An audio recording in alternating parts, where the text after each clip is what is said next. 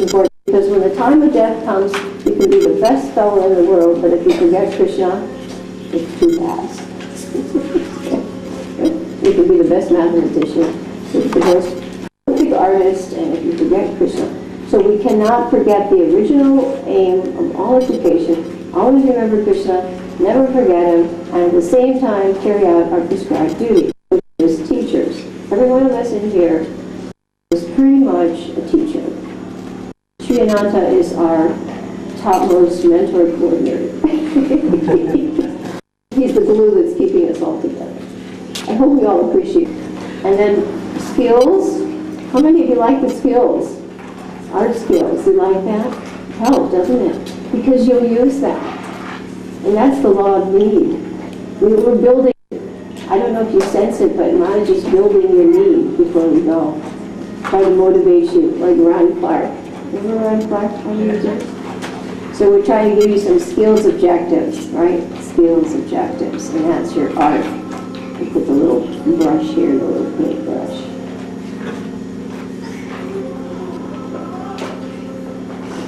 We're trying to give you some skills, because when you have skills, especially right brain skills, you'll just feel more satisfied, more confident, and you'll be able to give your child a more balanced, real education, and you'll be happier.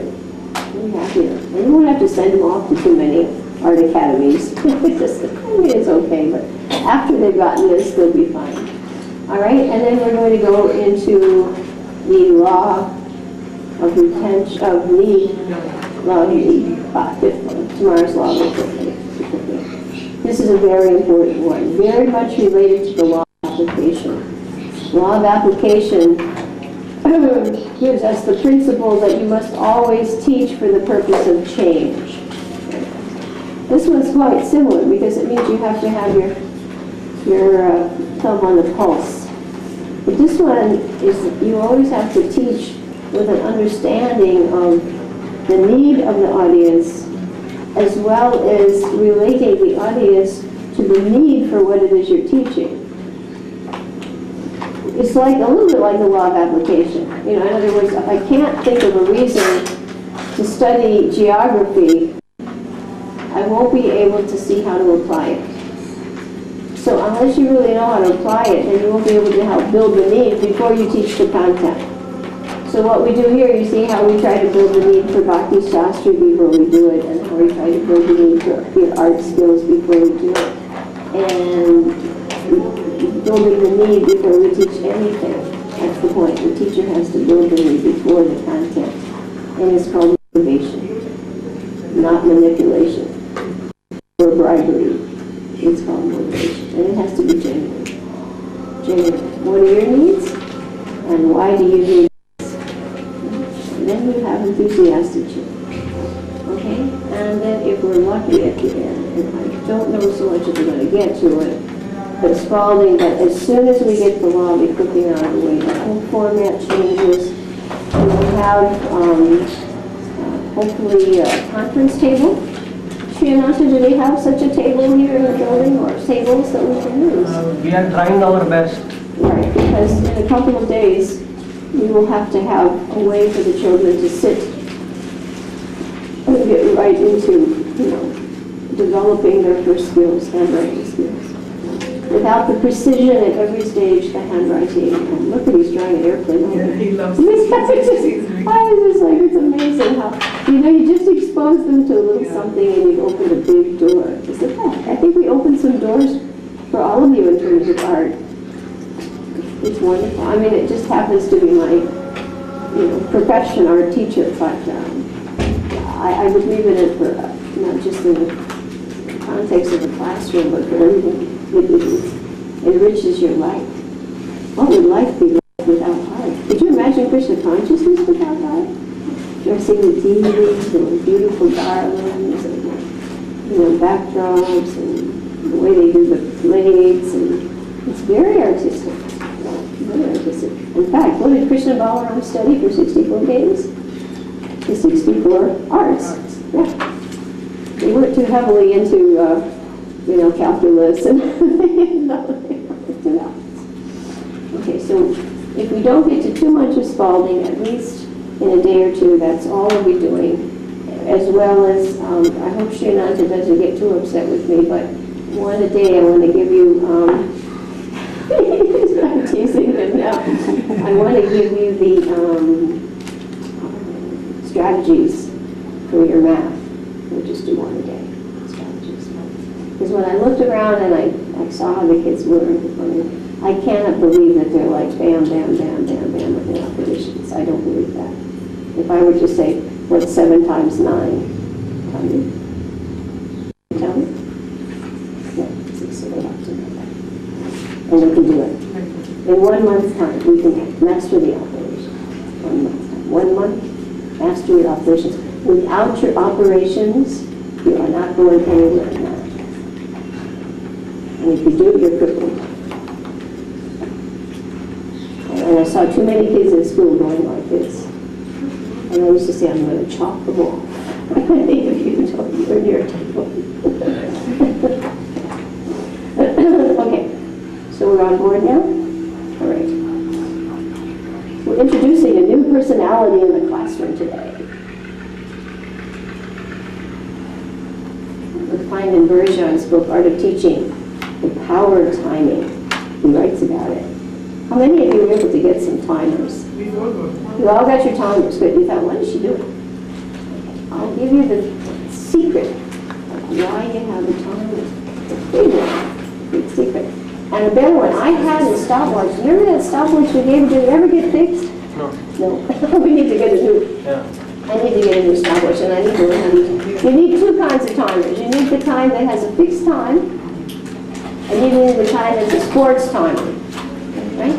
These are good for testing. Like I know Spalding used to have programs, the books are all gone. We had the whole thing. They had how to assess from grade 1 through 12 in reading rate. Yeah, it was all in there with Paul Krabs, the reading program.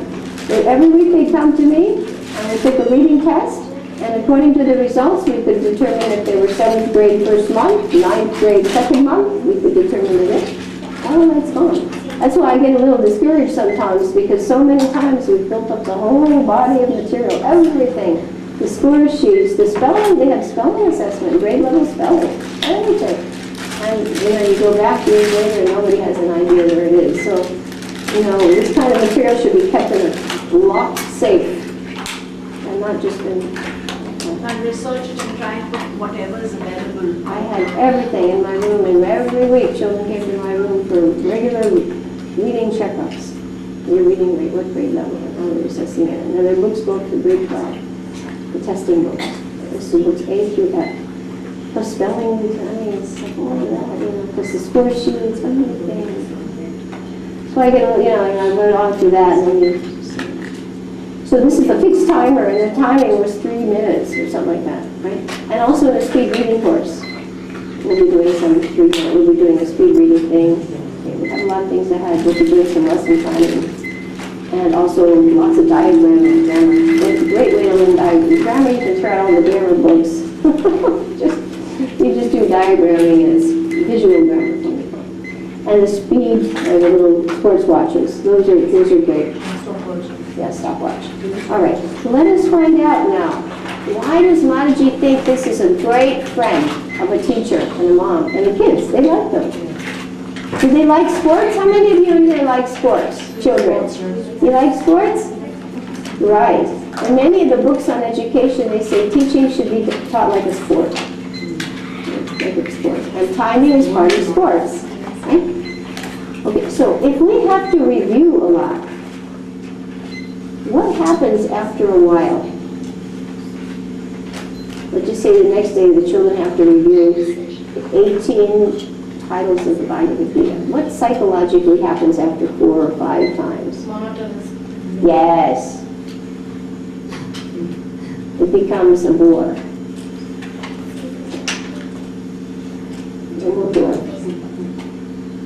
Because then the idea is proficiency. I got it, but now I don't want it to take 5 minutes to say them. I want it to take maybe 5 seconds. So the whole point of timing is that review becomes challenging instead of repetitious. It keeps it alive. And then you keep little charts. And as I told you, I had a 3-year-old who was doing her phonograms in less than 2 minutes. Just bam, bam, bam, bam. Now, how could I have done that? You know, in the back of my sports timer had a little pad in, there's Krishna Priya, this date. Today we did it in 5 minutes. Let's see if tomorrow we can slice that down to half. Same way with the math. That's how we do those math sheets. Bam, bam, bam, till you're doing one of those sheets in less than a minute. So this is the way to keep them motivated. Today's our chapter on motivation. Timing against themselves. It's not competitive. Competition is to be driven out. But it's how to supersede their own score. And that is why we have everybody get a timer. And you can see why we had everybody get a magic slate already, no waste of paper. And they become very relaxed with drawing. Okay? This is one of your best friends. This one has a magnet on it, and you can just stick it onto it. Super. You like that, huh? You get your sports. Look at his smile. And they love time. They love time. You see, that's why kids like sports. You know, they like to beat their own score. So you keep your little tabulator book. You can get a little book that has little charts or graphs on it. And the timers. We'll keep this. This is our new fellow here, Mr. Timer. He's our motivator. Today the theme is motivation. Motivation. Okay? So, should we move now into our Bhakti Shastri, and we're going to teach you something really fast, if you thought we went fast before. Are you ready for that? Everybody in here? Okay. Go faster than before? All right. Everybody please turn. There's a page in the Bhakti Shastri because our goal is before you go, you will know all of the themes of the Bhagavad Gita, and they do that. But now at home you can fast them. Okay, we saw yesterday observing the armies on the battlefield of Kurukshetra. And we wanted to get to the point with observing the armies on the battlefield of Kurukshetra, like that, right? And it makes you sharp. Makes you sharp.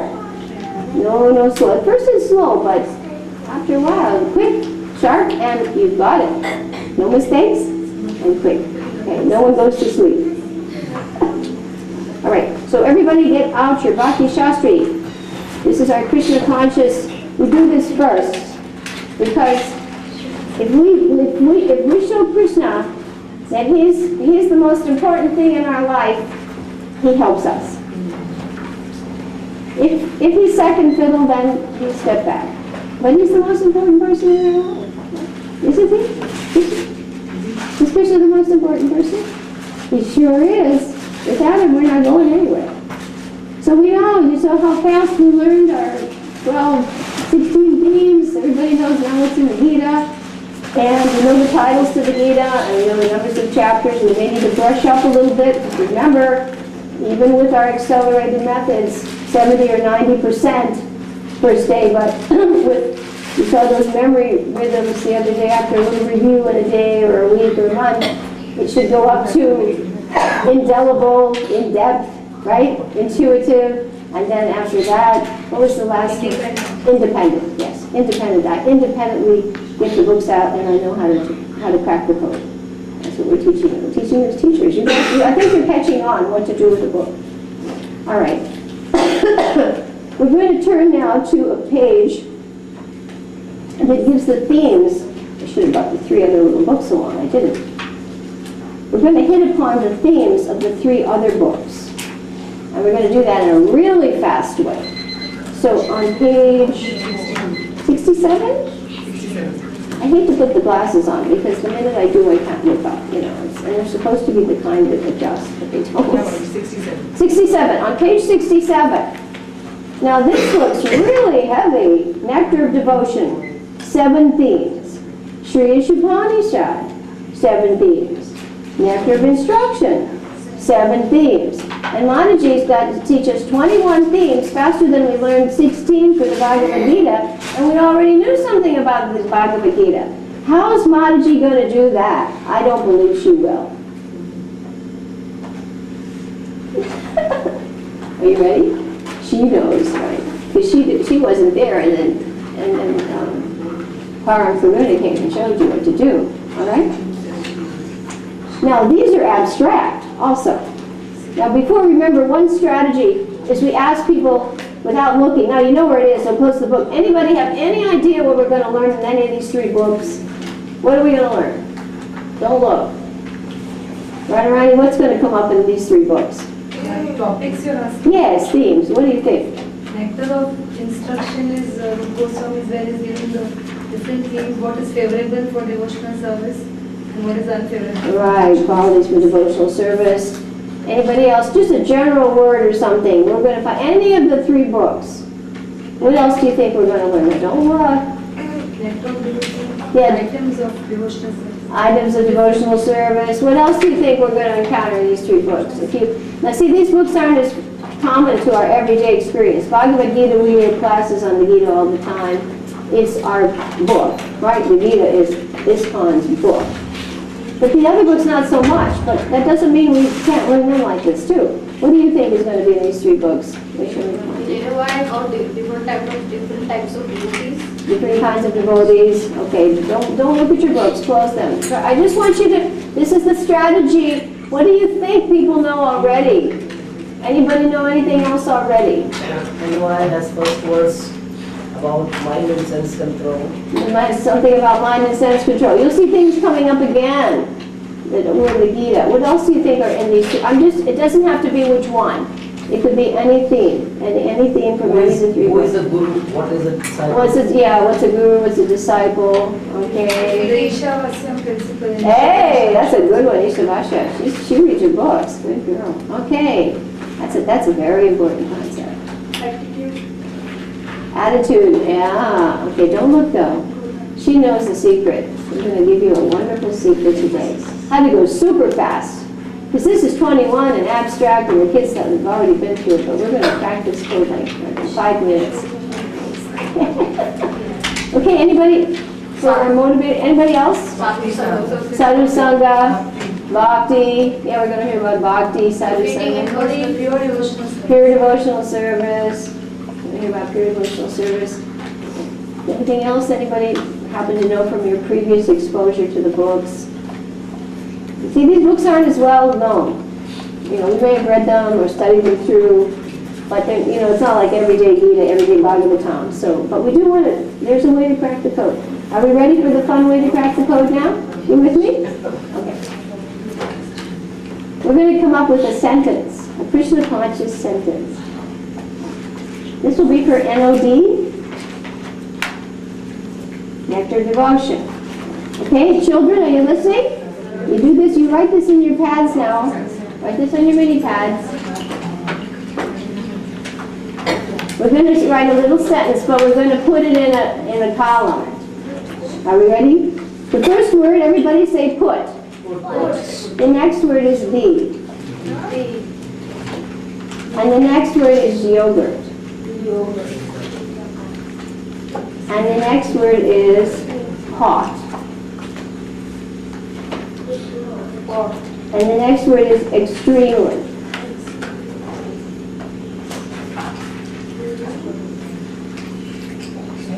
And the next word is hot.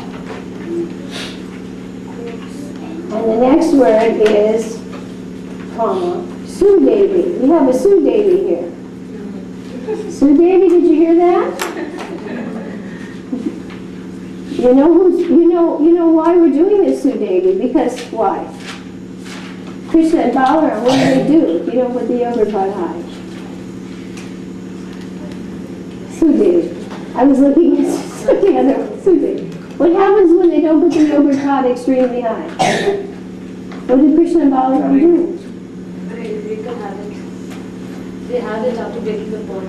Yeah, they climb up on the border and they take it anyway. They get up anyway. Right? They take a border and they stand on top and they get it. So Rohini has said, and Yashoda has said to Sue Devi, who's sitting right there, put the yogurt pot extremely high. Okay? And you can even do a little cartoon to help you remember that.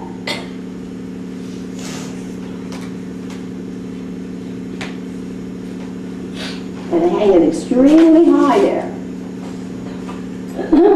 otherwise Krishna and Balaram will steal it. Everybody got the sense? What did Rohini and Yashoda tell them? Who wants to tell us? Children. Who can tell us what Rohini just said? Rohini told Sudevi, put the yogurt pot extremely high. Sudevi, right? She's telling Sudevi. Put the yogurt pot extremely high, Sudevi. Okay? Who else wants to tell us what Rohini said? Put the yogurt pot extremely high. Sudevi, right? You have to put a comma because when you address someone, you have to put a comma before the name. Okay, Tandi, what did she say? Put the yogurt pot extremely high. Good.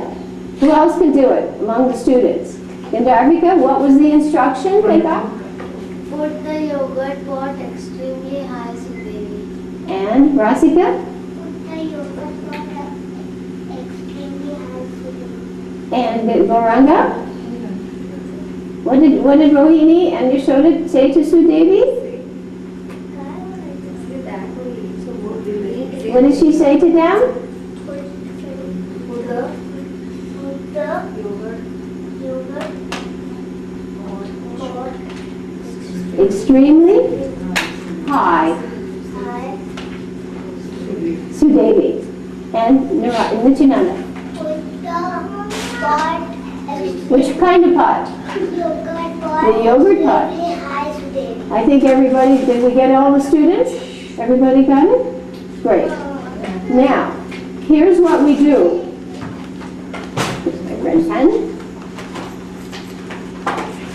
We have to underline the first letter.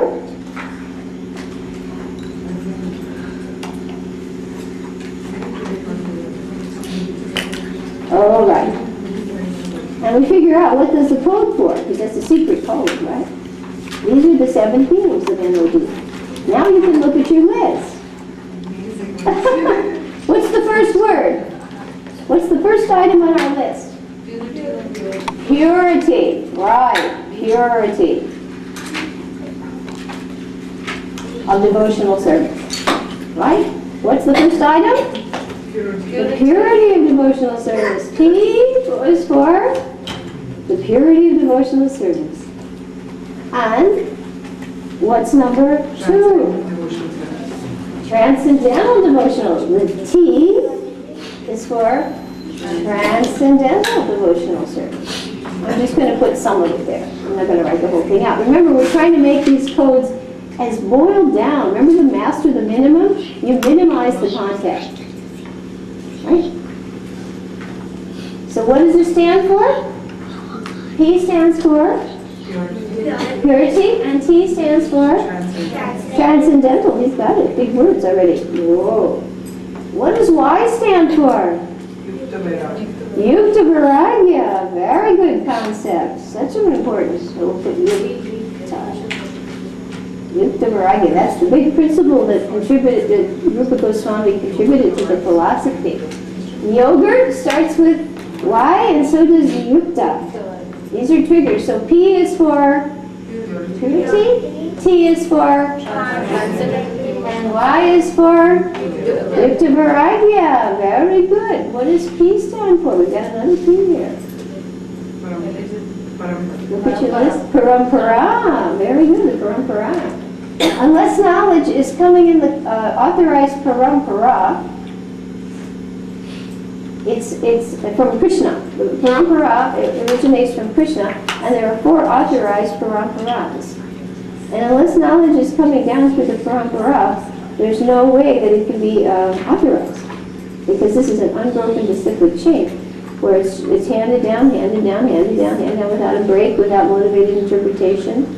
So that way the knowledge is as good as today as it was when Krishna spoke it.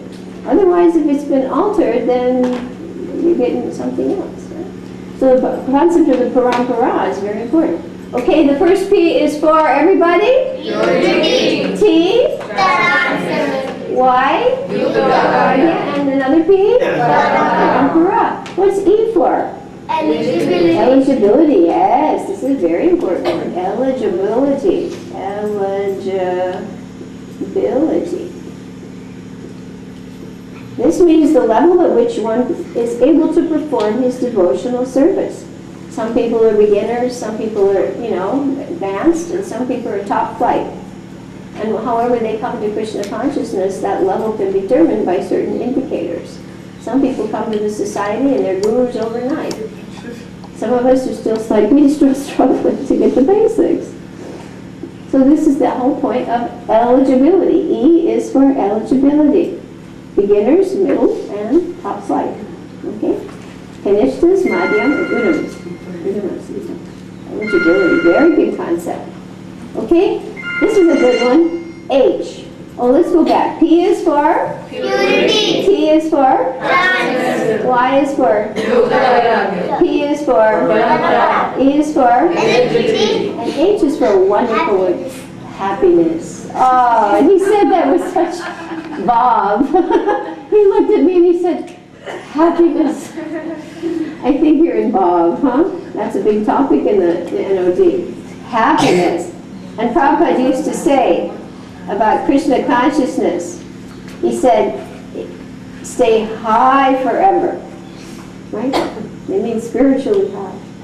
Stay high. Happiness. That's a good one. 3 kinds of happiness. Material, from liberation, and from devotional service. That was very good. Okay? P is for? Purity. T is for transcendental. Y? P is for? E is for? H is for? Happiness. And S is for? Sadhu Sangha. Right. Sudevi is for Sadhu Sangha. Because without the association of devotees, advancement is next to impossible. It's the prerequisite. You can't advance without. If you want to be a doctor, you have to hang around doctors. If you want to be a lawyer, you have to hang around lawyers. If you want to be a devotee, you have to hang around devotees. If you're not going to do what does a devotee do? And you learn just by being around them, right? You see them do something differently. If you're not around them, you can have a clue as to what they do. We pick up just from habit, right, from what we see other people do. You like this method? Nice, okay. Put the yoga pad extremely high, Sudevi. Okay, now we're going to take 2 minutes while I rub out the board, and you can drill your children. Okay? Go. Fast. Yeah, 2 minutes, and now I'm going to use my timer. 2 minutes? Now we've got a timer. We have our friend here putting him to work.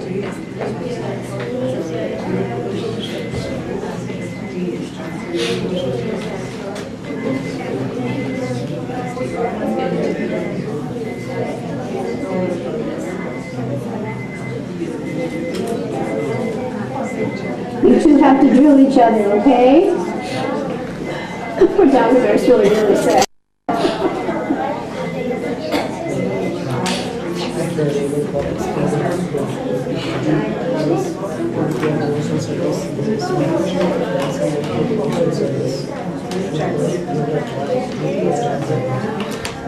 You like this, Anita?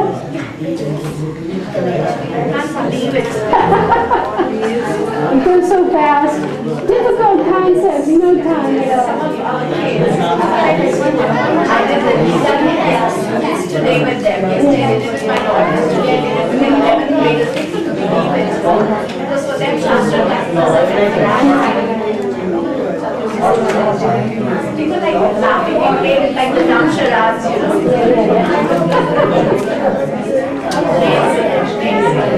Yeah, this is the whole thing. With these revolutionary breakthrough methods, they're fun and they work. It's just too good to be true. Yeah, it's too good to be true. And this is too good to be true. Because normally you look at them, it's okay, but proficiency means accurate and fast. Purity, transcendental, yukta vairagya, parampara, eligibility, happiness, and There we go. That was excellent. What do you think? Who wants to come up and try it? That was less than 30 seconds. Okay? P is for parampara, E is for eligibility, H is for happiness and transcendental, Y, yukta vairagya, P, parampara, eligibility, are very big words. This is not just the fat cat sat on a mat. I talk about dumbing you down. They've proven that the basal readers make kids stupid, and yet it's a big industry. Who did we miss? Gauranga? Come on, Gauranga, I'll help you. Come on. Manaji will help you. You've got to break the ice. Let's go. Let's go. Let's go. If you don't, I'm going to get Bhakti up here and she'll show you up. You're right.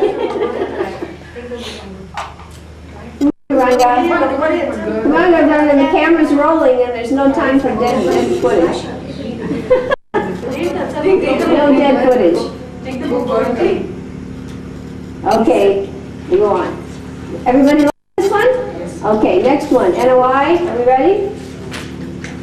And so I'll bet even some of the Prabhus here, even somebody like Damodar, were you able to click off these things before this? No. And he studies. Helps, doesn't it? How about you, Umesh? Good idea? You like it? Thanks, Sriyananta.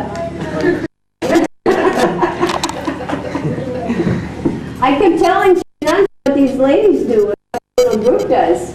This is what we do once a week with these ladies that come. Yeah, once a week. We're into learning all the books and we got all the study guides. Actually, I have to confess that you have to check the study guides because you have to 30 verses for 20. But that was in the study guide, and I too had remembered from before 20. And they were wrong too about chapter 5. They said the last verse number 19, but we got that one. So sometimes your study guides are subject to error. But still, Krishna helps adjust stuff. But we basically work from the study guides. And then when you go into the book, you've had your map. You know what you're looking for. Okay, are we ready for another Krishna conscious sentence? The first one is master.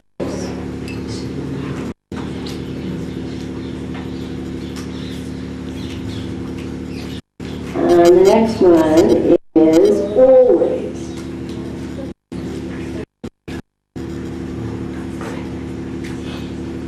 And the next one is give.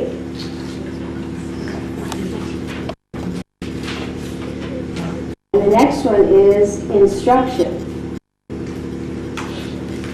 This is a very heavy one now. This is not as easy to remember, but it's very Krishna conscious and it's related to NOI.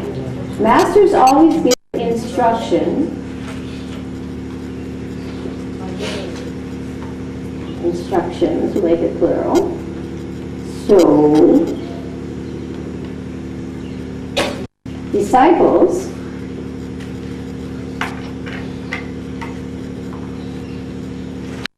benefit.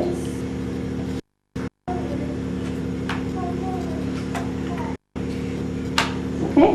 And you're taking now, and we'll underline the first letter. Now what you do, this isn't in the book.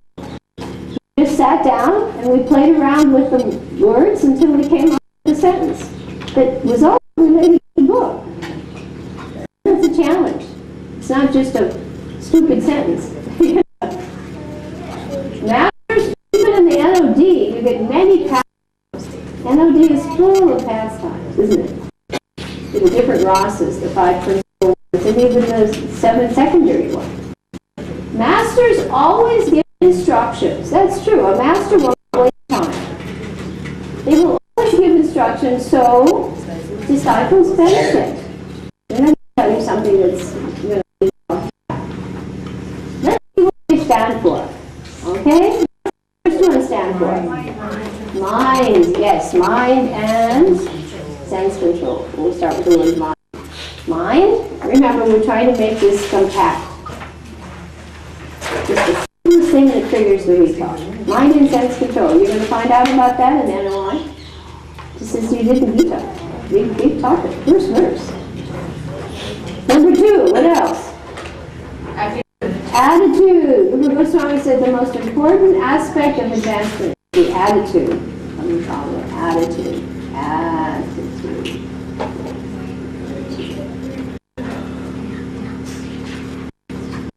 Is it double T? You spell it? Double T, yeah. Sometimes when I write something in another context, it doesn't look right. Always attitude. Mind and self-control, attitude, and what does G stand for? Guru and disciple. Big topic. Guru. Qualifications of a guru and disciple. Okay, let's go back again. M is for mind. A is for attitude. E is for guru and disciple. What's I stand for? ISKCON's purpose. Very important chapter because Srila Prabhupada understood. Okay, C-O-N. That unless there was a forum by which people could assemble and hear, the whole point is hear Bhagavad Gita, Bhagavatam, and learn. The Krishna consciousness could not speak without a forum. Even if you had all kinds of grievances and things that have gone wrong, you still have to realize it's a mechanism which, how will they all be together here? We're all coming from different backgrounds, different cultures, different parts of the world, different age groups. That this forum by which people associate for the purpose of hearing, very powerful. You go to any other big temples everywhere, right? But when you go to what's happening, no classes, no book distribution, there's no propagation of knowledge. So this is the purpose, propagation of knowledge and a forum of hearing. Okay, so what's that stand for? Sadhu Sangha again. You see this topic comes up again, so we write, let's go back and review. M is for mind, A is for attitude, G is for guru and disciple, I is for ISKCON, and S is for Sadhu Sangha. Again, Sadhu, we have this one again, Sadhu Sangha. Okay, Sadhu Sangha. So D is for devotees. That's an easy one. Devotees.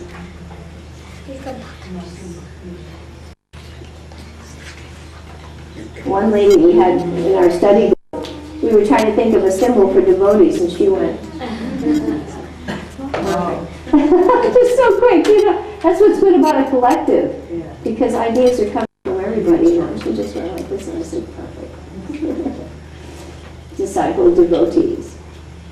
All right. M is for mind, A, attitude, G, guru and disciple, I, ISKCON, S, Sadhu Sangha, D, devotees, and last one, D is Bhakti. By this time you probably guessed it, right? Bhakti, and Bhakti's a cute little girl sitting in the back. She's such a tiny little ball, isn't she? She's like a little ball. Masters always give instructions so disciples benefit. Let's say that together again. Masters always give instructions so disciples benefit. Makes sense, right? I bet you won't go to a self-realized person and he's going to say something silly. He's going to give you some instructions. Masters always give instructions so disciples benefit. Okay, we're going to set 2 minutes on the timer, and you got 2 minutes to get it down. Ready?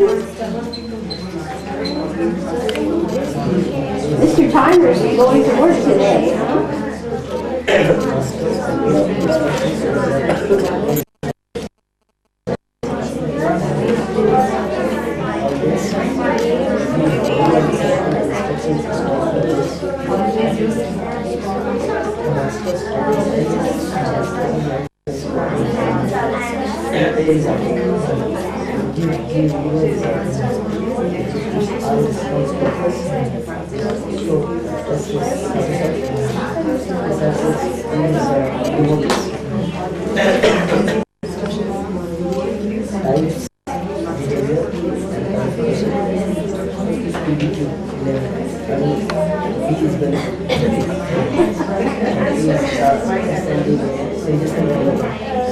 Somehow they seem to be enjoying this one the most. I don't know. I thought this would be a little bit dry, but they like this one the most.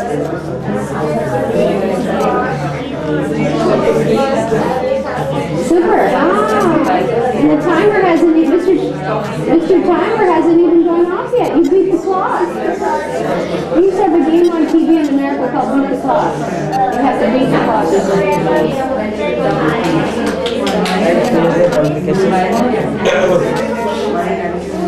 I bet tomorrow in the Gurukula we're going to see timers on some boards.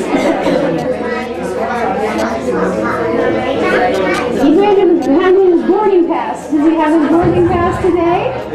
Oh, good. You have to give it to the steward there.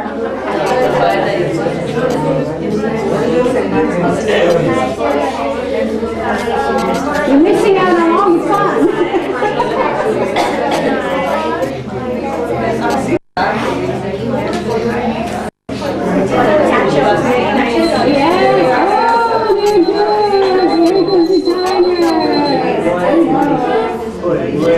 Actually, when I was teaching in the Gurukula, our whole, okay, everybody, they said, shh, get quiet, quickly. Hold on, see how eager they are. My God, the motivator, the saying, boy, they're really living up to the book. You know, they're jumping up and down to do it. When I was in the Gurukula, we had the model that our classroom, we were pretending we were on an airplane. So when they came in, I was the stewardess, and they would have to file in, and we'd greet them, and when they had to go off, we'd say goodbye for the day, and everybody had to have their chairs and everything put away, and we filed in by sections like on a plane, and it was just our format. It worked, too. It really worked. It was a nice model, you know, like being on an airplane. Take off, and... Okay, so we have many eager participants here. God.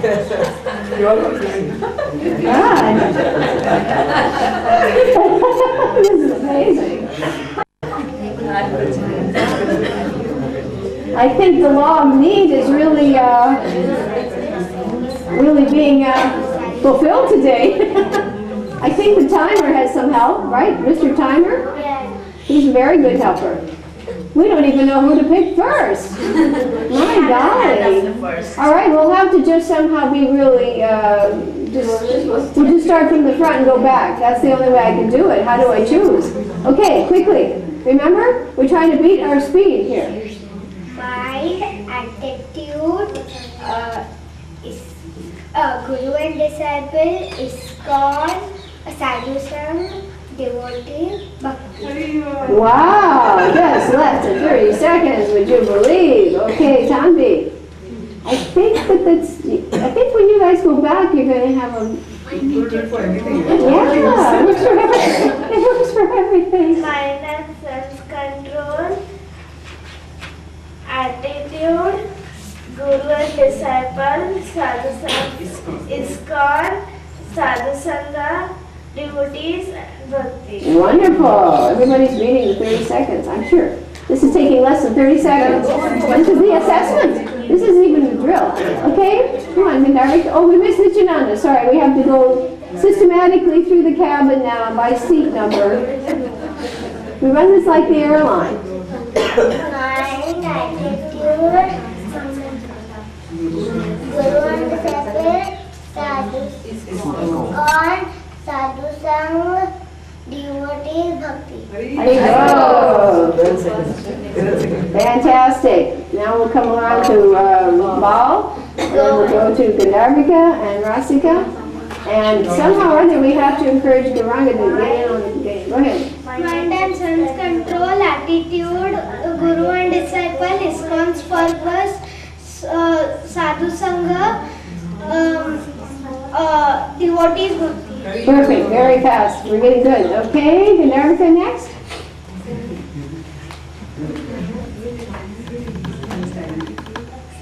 Mind and sense control, attitude, mind and sense control, attitude, Guru and disciple, ISKCON's purpose, sadhu sangha, devotee and bhakti. Wonderful. Wonderful. Everybody's doing it. You see? The thing is, Wilkinson said in the book, 100% of the students got 100%. This is the goal. He can do it. And they were thinking he was cheating. Remember when they tested him in the law of retention? He says, I'm not cheating. It's how I teach. You see, they're all getting 100%. Gauranga's just not showing his stars. Okay, go ahead. Mind mind and sense control, attitude, guru and disciple, ISKCON's purpose, sadhu sangha, devotees and bhakti. Brilliant. Very nice. Very nice. Thank you. That was very good, Rasika. Garanga, you want to give it a try?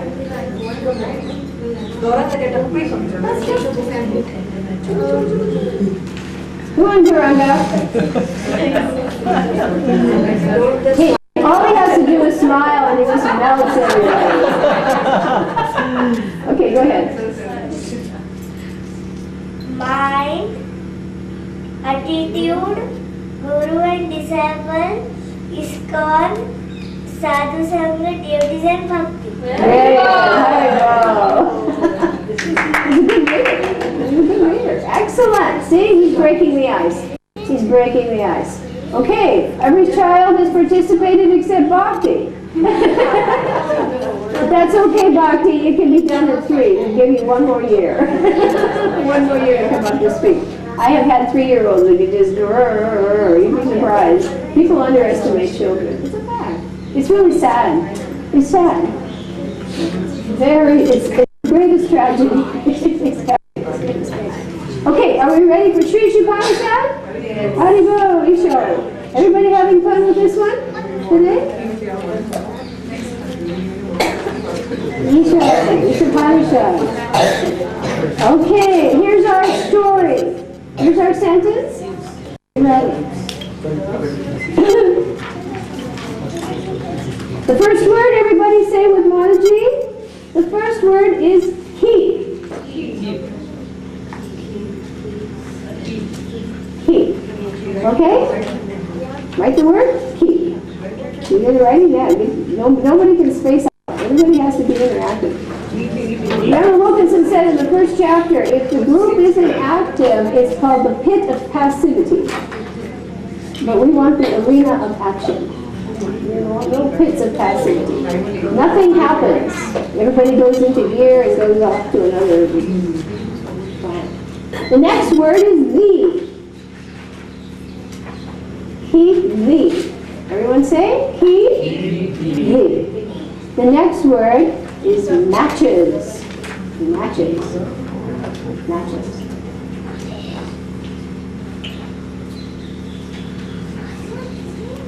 Put a comma after that. And we're going to use the name of one of our illustrious participants, Damodar. Damodar.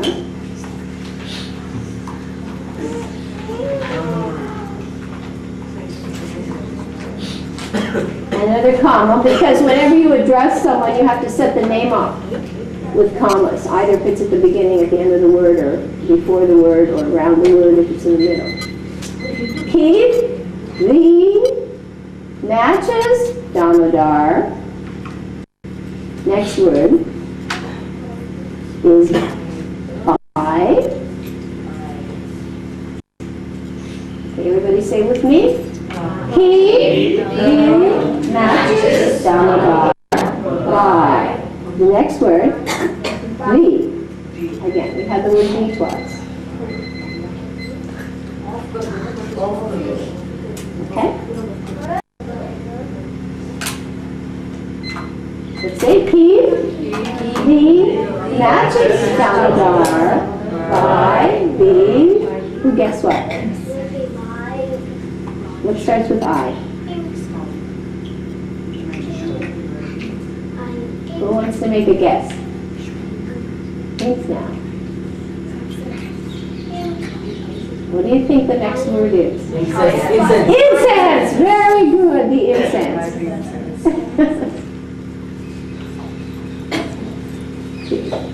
Incense. Because if it's too far away, you won't find them when you need them. Because we don't have one today, that's why we don't have. Oh. The lighter just blew off. Damodar, see, it's all related. Krishna knows how to relate every single aspect of the world, right? Krishna doesn't miss a trick. Everybody repeat, keep. The mattress. Damodar. He's on the spot now. Everybody knows. By the incense. Magic isn't there. There you go. Okay, we take our red one and we underline K and T and M and B and T and I. K, the Ishopanishad is like the preliminary to the Gita. The Gita is the Gita Upanishad, but the Ishopanishad is God that is now, he's come from the impersonal conception and he realized there's a higher level of God realization. And he wants to. Okay, K is for knowledge. B is for living entities. M is for materialism. D is for defeating personalism, like is in the Gita. B is for love. This is easy one again, bhakti. Bhakti.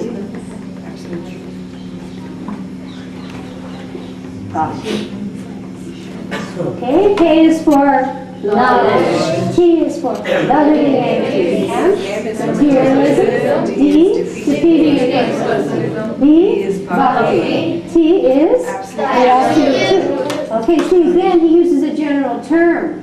Now he's talking about the absolute. He's not talking Krishna yet. The person's not ready for this yet. It's a gradual progression through lakhs of lifetimes, actually, lakhs and lakhs and lakhs of lives, to come up from animal life to karma kanda to karma yoga and jnana and bhakti and all the levels of bhakti, and then getting through anartha nivriti and through bhav and through, oh my God, I don't even want to tell you, I could think in the Harinam Chintamani, Bhaktivinoda writes that even when you come to samadhi, to go to apana, at samadhi you see your swarup. But when you actually enter swarup city, when you start performing your eternal service, he says that can take yugas. So here we are, just pre-neophytes.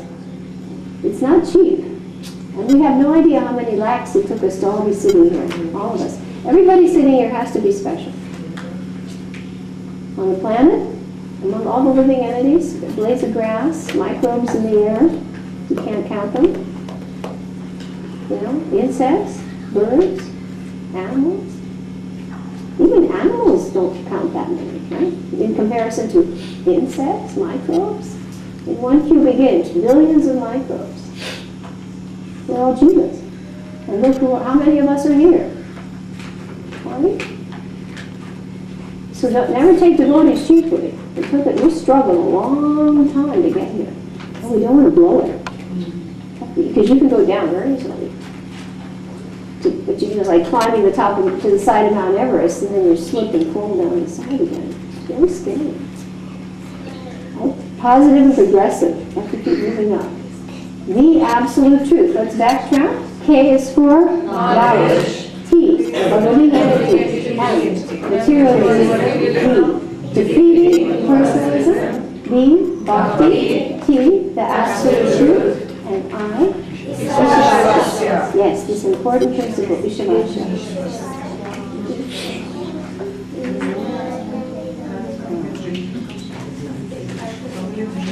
Okay, 2 minutes. Our little timer is working well today. Good job? Okay, 2 minutes to drill.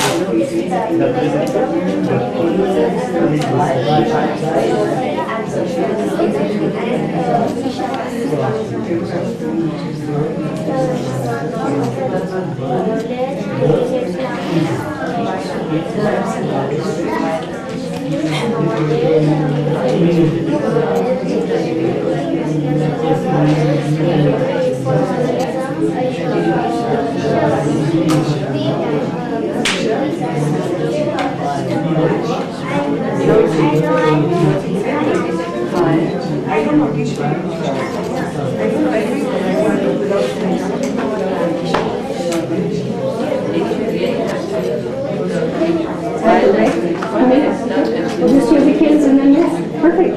Because this is our objective today to just pick up this much on those books and then go back. And by the end we want to cover all the themes of the Bhagavad Gita. So that way they have, we know the sub-themes. That way they have sub-themes of the Gita, themes of the 4 books. And from then on they can continue their story. I think this is a nice package for them. Some kids are done before the timer's up. Wow, look at this. Srinata. Wow, they're beating the clock. You know, time is a really good thing for every aspect of your class. You can say 10 minutes for this, 5 minutes for that. I think you're going to find them all over the school area, right? Put it on your board. I used to keep it right on my trunk, right by my magic slate. Okay, this time we'll start from the back and we'll come forward. And we're going to start with Rasika now. Rasika's going to lead it. Everybody's going to listen attentively. You have 1 minute to get everybody down because Damodar tells us our first hour is up. First now we're getting to be official. Okay? Quiet. Knowledge, the living entities, materialism, defeating impersonalism, bhakti, the absolute truth, and assurance. Wow. I should have never, I didn't even think they could do this well, to be honest with you. Did you parents think they could do this well? I didn't, honest. I didn't think they would do this well. Okay, go ahead. Knowledge, living entities, materialism. Knowledge, living entities, materialism, defeating impersonalism, bhakti, absolute truth, and Ishvara. It's getting faster. Super. Keep going. Let's go. Plane is really flying now. K is for knowledge, T is for the living entities, M is for materialism, D is for defeating impersonalism, B is for bhakti, T is for the absolute truth, I is for Ishvara. Fast. Super. Brilliant. Nityananda. Nityananda is next. Knowledge, materialism, defeating impersonalism, bhakti, the absolute truth, Ishvara. Super. Okay, Tanvi. We're going to give Guranga last to give him time to brush up. We'll give him more time to drill. Knowledge, and living entities, defeating materialism, defeating impersonalism, the bhakti, the absolute truth, is Very good. Thank you, Tanvi. Okay, let's go. Let's go. There we go. We have the timer. We've got 2 timers here. Now I'm also on time on the spot. Go ahead. Ready? You want to do it?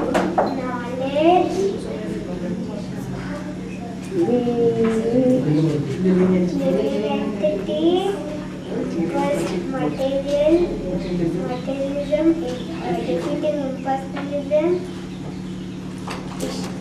bhakti, absolute truth, Ishvara. Wonderful. Very good.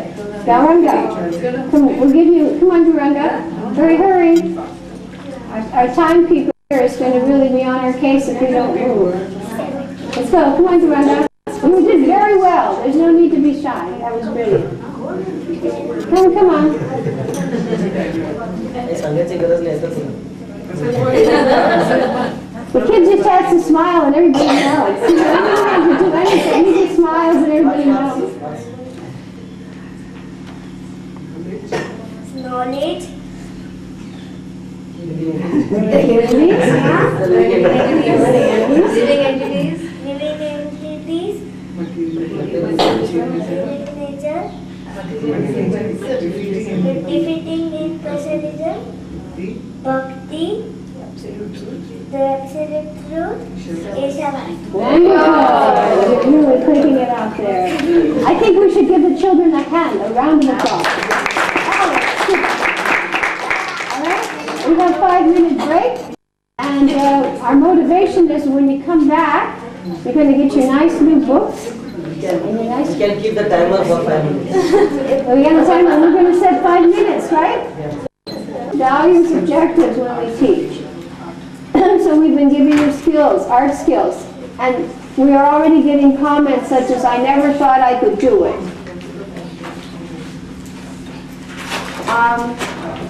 Sue Davy, can I just show your picture, your upside down picture? Now Sue Davy tells me she's never drawn before.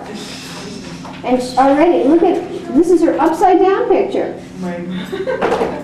Yeah, turn it right side up, show everybody. And turn it right side up. Now, see, when people come and tell me, but Mataji, I never drew before in my life, or I can't draw, I said, forget it, it doesn't matter. It has nothing to do with reality. This is why the Betty Edward book is gold. Anything else is darkness. Spalding, anything else is darkness. Rigby, anything else is darkness. You can spend years and money going to academies and not come out drawing properly. They do. I saw it. Okay? So just keep the work together in a safe place. Mommies, help your kids keep your things safe till we get going. Because right now the whole idea is momentum. Alright? Because see what happens when I was tutoring, I kept the red books in my room, the children went home, I spent another hour mounting things. I don't have that now. I don't have that now. I need the morning to prepare and do my duties, cook, clean for myself. So I don't have that luxury right now. But we will get into that. We just have to keep the wheels moving. The Prabhupada said, Krishna consciousness is like the railway. Keep the wheels moving.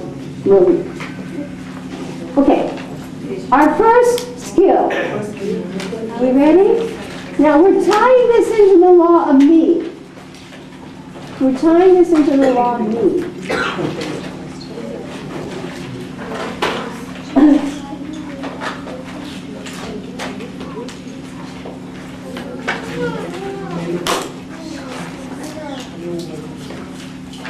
Because remember how Wilkinson said you should take all the elements of your lesson and focus it on what it is you want them to learn, apply, right? So we're going to make 5 little faces here. And 2 here, 1 here over here, and 1 here, and 1 here, and 1 here.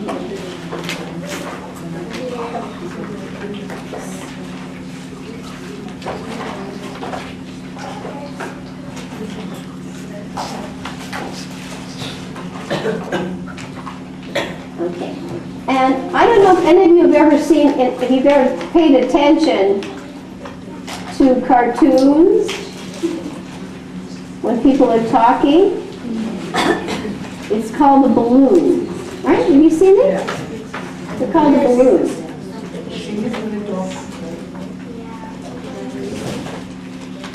So right above the little face, we make a balloon. And this is why we're trying to give you some skills, because in teaching, even the simplest cartoon conveys a very powerful memory picture. Right? And one over here. The board is a little bit narrow for this project, but that's okay.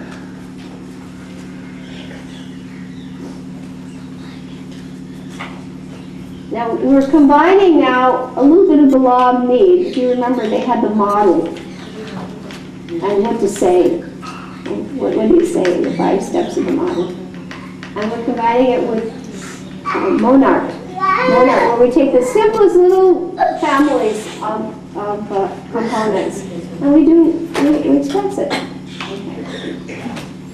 So we're going to have 5 little people here. And the first one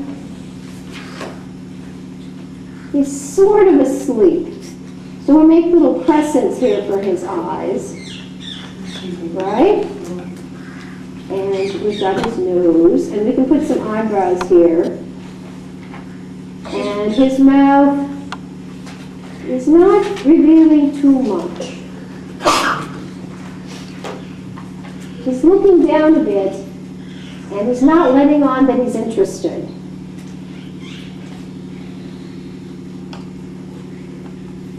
Okay? And he says, what's this? What? What's this?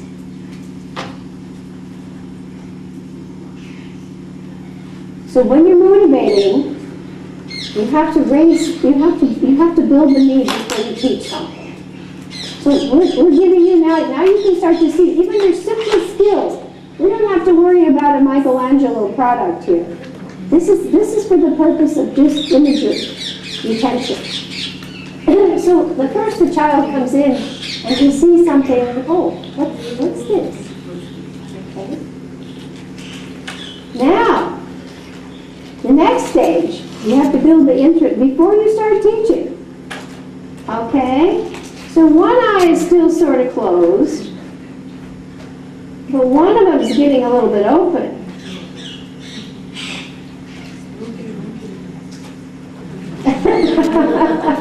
Like that.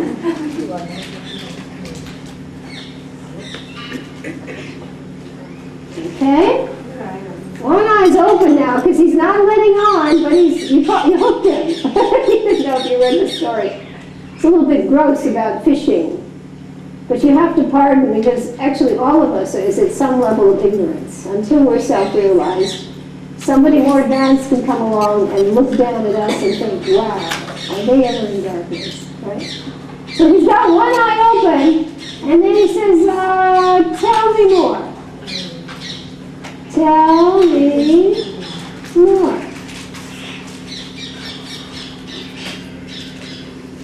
You see how powerful this can be? Now just, you put this up on your board if you're in a classroom or if you're teaching with your children. And you're going to start seeing books like these cartoon books they do for kids. Actually, half the time I used to hang out in the library, the children's library, and just get ideas about drawing from what other artists do. They're clever. The most clever people are illustrating children's books. You look at how they draw a giant, a princess, a little girl, a little boy, another cute little airplane today. They're clever. You don't have to reinvent the wheel. Just take example from those who've done it. So now the child is saying, you don't want to look too interested, but you hooked him, right? Tell me more. Okay? Ready? Now, the next step. Both eyes are open.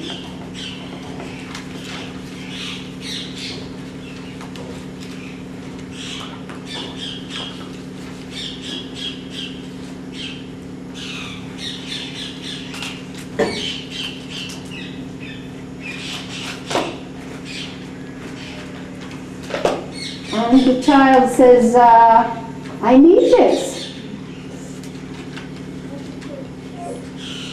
Now, television does this to kids all the time. Don't think they haven't figured it out. And they're not giving them something that's good for them 99% of the time.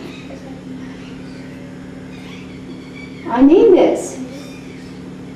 Right? I need to have this latest new bicycle. I need to have that candy bar, even though I'm not allowed to eat chocolate. It'll be good for me, Mom. My friend has it. Why not me? Now the eyes, both eyes are open. I need this. And then it advances. We can put some ears on this person too. You don't want to do it.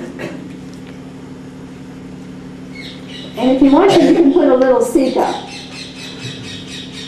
Get him a little bit more developed. I need this. Now you've got them hooked. Okay? Now you've gotten to the point you're really teaching. Eyes are really big. Huge.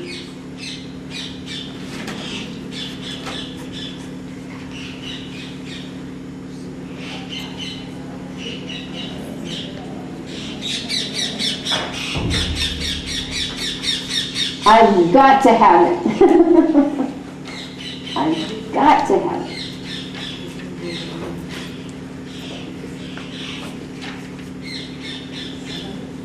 No question anymore, I need it. Now it is a compulsion. I've got to have it.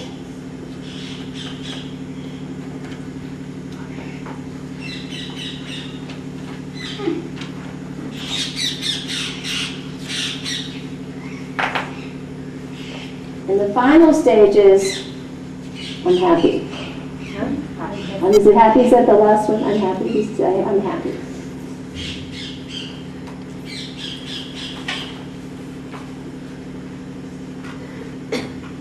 I'm happy. You got what you wanted. And so now we have the big eyes.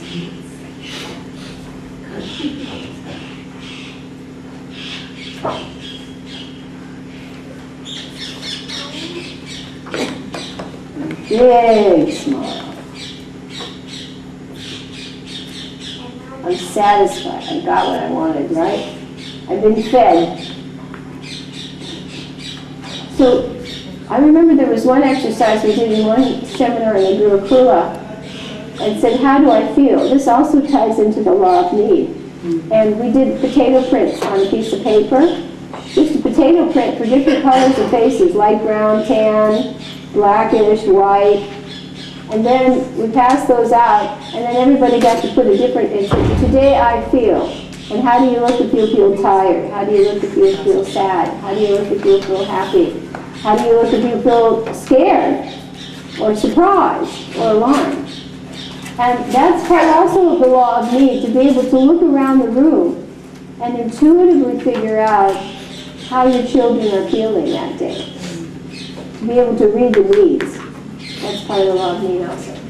So here we have combined now two things.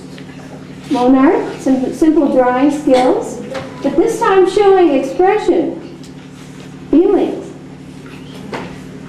And start to look at books and see how they show expressions.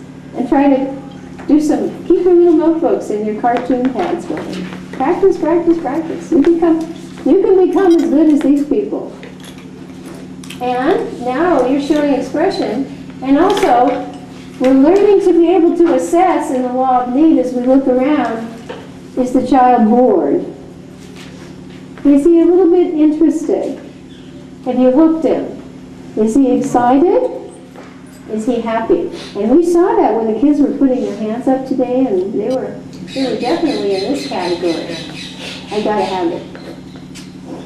We had reached, I felt, this point. Okay? So now you see how you're integrating your skills with your teaching? Okay? All right, now here's your Betty Edwards homework. Some of you haven't finished, but complete your other one, but here's the next one.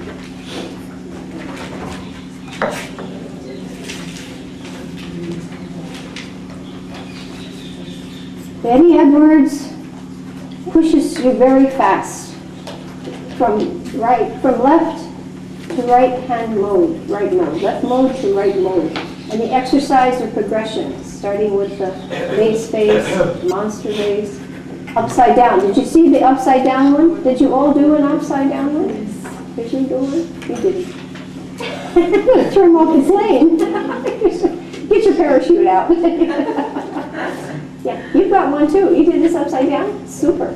Okay, we want you just hold it up upside down. Good. Did you feel an experience when you're doing it?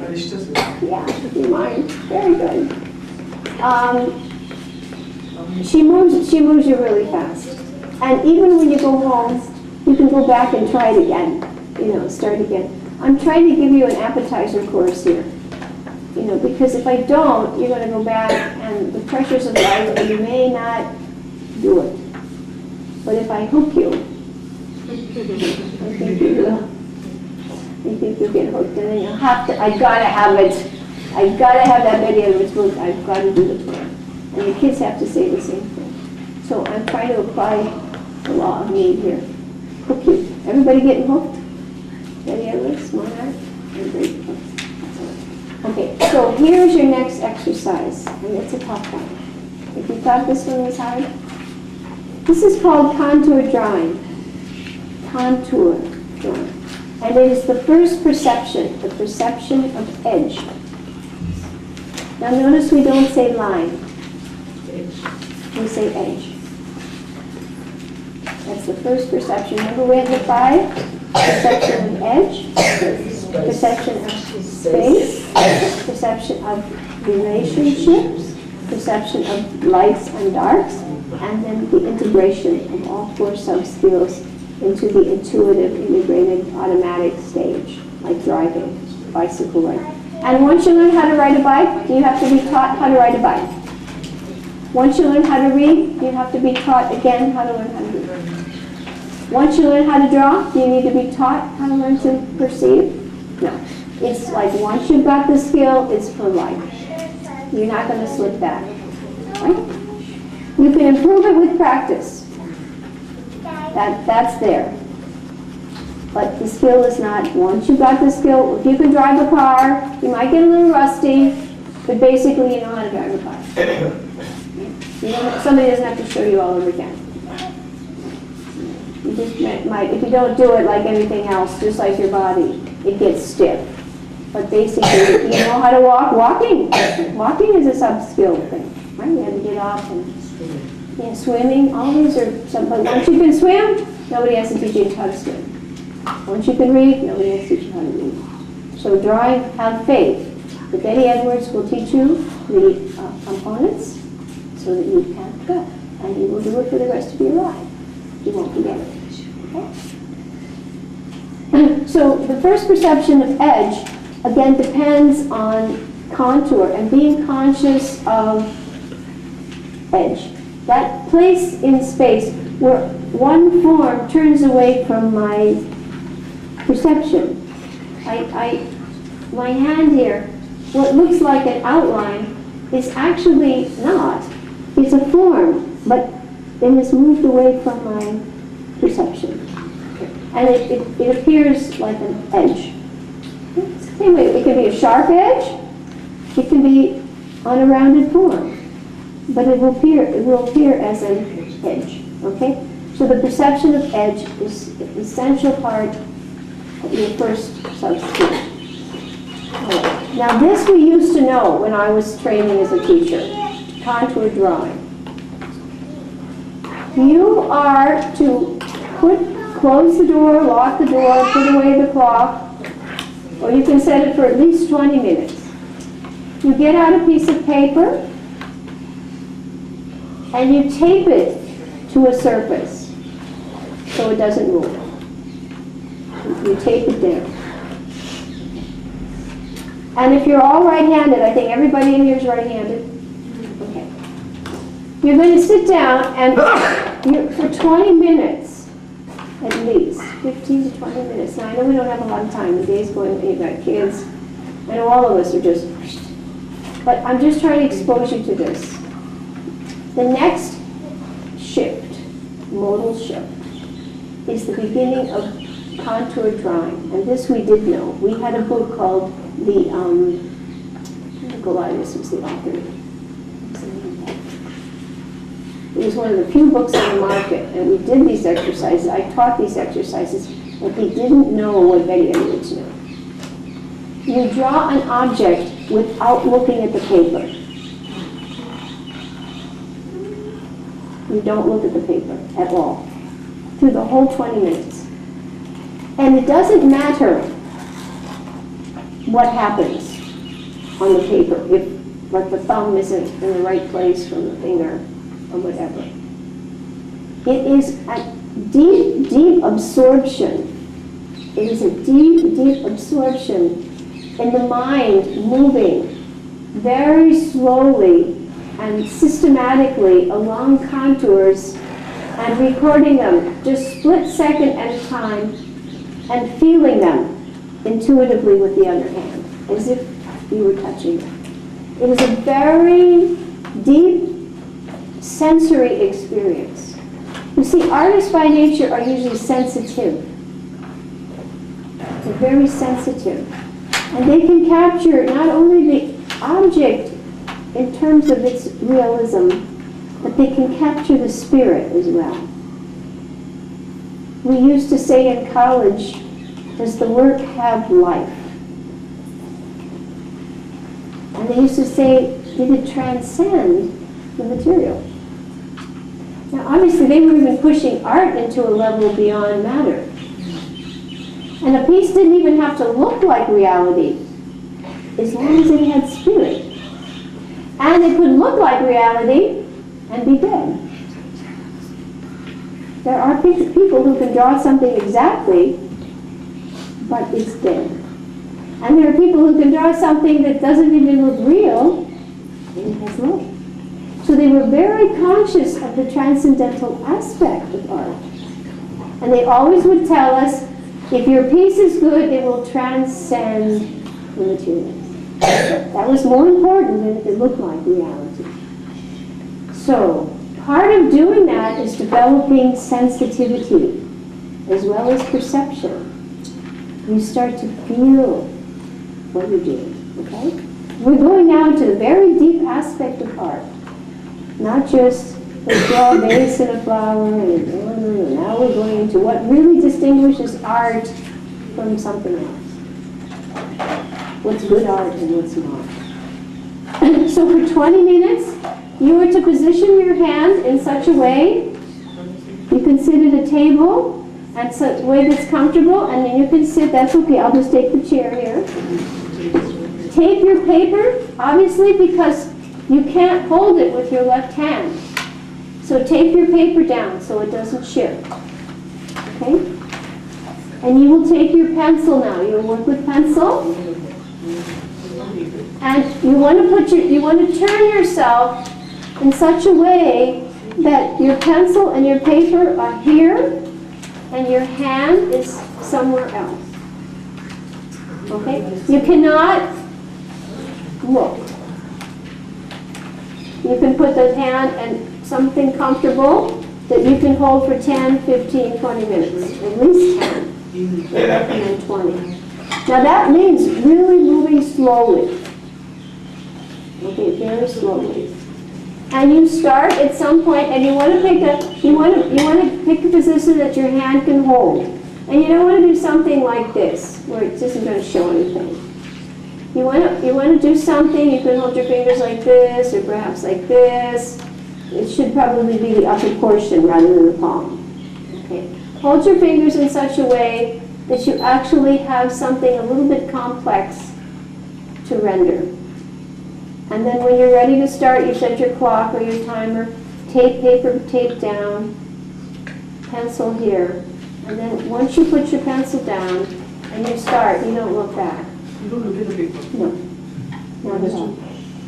Now this is why it's a little harder for children. See, adults, but they can try it. I mean, there are examples in the book of children that do this too. And the whole idea is that you start and you move your eye along the contour. And you put your pencil here. And very slowly, every wrinkle, everything you see, you just creep along, millimeter by millimeter. And whatever you see, and the idea is you slow it down as much as you can. Because you really go deep. into a morning shift. And you go all the way up. Now, if people are coming, I know when I get a student and they get impatient and they start going, I've had adults like that. And here and there, and then after 2 minutes, okay, Manji, I'm done. They did not do a contour drawing. They didn't get into it. And the lack of patience indicates that they're actually fighting the left brain. The left brain is won out. Left brain is impatient. This is a waste of time. Get out of it. Come on, let's go. I got better things to do. Artists cannot be like that. Now, when it's done, it may not even look to you like much of a hand. And Betty Edwards, and we'll show examples.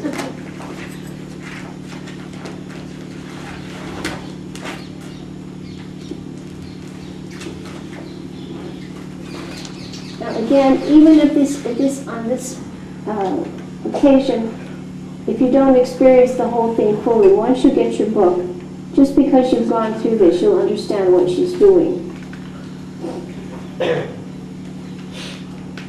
But after this exercise, believe me, you're going to move into another level of art.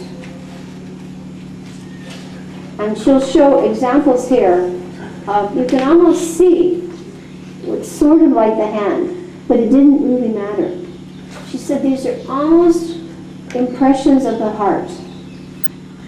You're going into another plane now. You're learning how to feel. And they start to look like some of these, I'll get my glasses on, just do some of the comments. The whole glasses thing is a bit of a drag. Where are they here? I'm very far-sighted, and I have sharp vision at a distance, and then I have to put these on just to see something.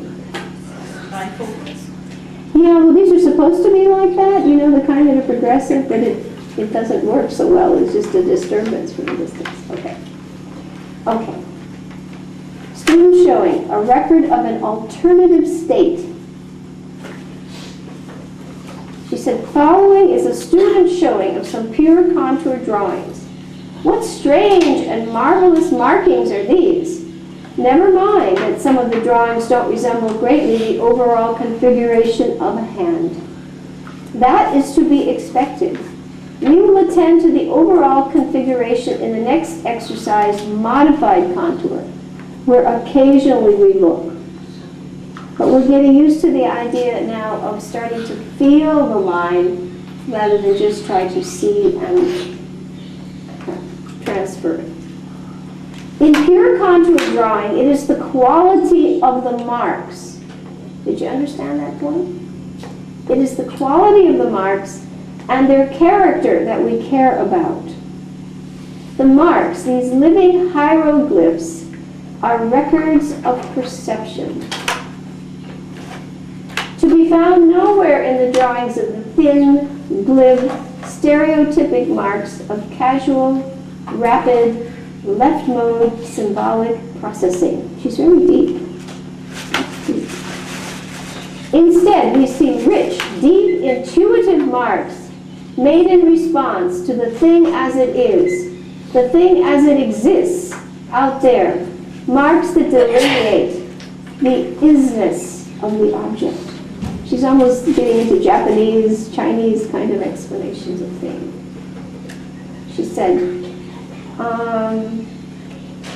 blind swimmers have seen, and seeing they have drawn. I believe that these drawings are visual records of the R-mode state of consciousness. As a friend of mine, writer Judy Marks, remarked on viewing a pure contour drawing for the first time, no one in their left mind would do a drawing like that. Because normally we say no one in his right mind would do something like that. Begin now to draw using the pure contour drawing method. Continue to draw until the timer goes off. So see, we've introduced our timer now for 3 reasons. While you may, of course, stop whenever you feel like it, try to draw for about 30 minutes. She even puts it longer.